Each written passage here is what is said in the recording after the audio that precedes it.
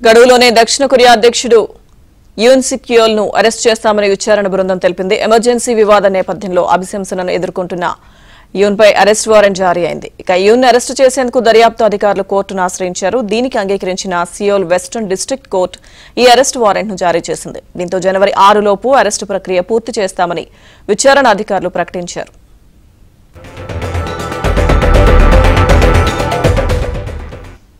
ప్రతిపక్షాలు దేశ వ్యతిరేక కార్యకలాపాలకు పాల్పడుతున్నాయని ఆరోపిస్తూ యూన్ ఇటీవల ఎమర్జెన్సీ మార్షల్ లా విధించారు.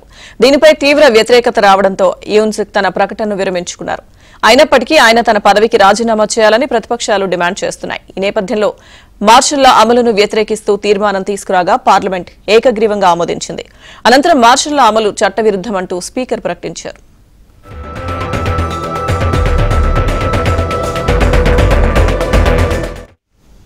యూన్ మార్షల్ లా ప్రకటించడంపై దర్యాప్తు కొనసాగుతోంది. న్యాయవాదులతో పాటు పోలీసు, రక్షణ మంత్రిత్వ శాఖ, అవినీతి నిరోధక శాఖల అధికారులతో కూడిన జాయింట్ టీం అధ్యక్షుడిని విచారిస్తోంది. అయితే 3 సార్లు విచారణకు పిలిచిన ఆయన హాజరు కాకపోవడంతో అధికారులు అరెస్టు వారెంట్ కోరుతూ కోర్టును ఆశ్రయించారు.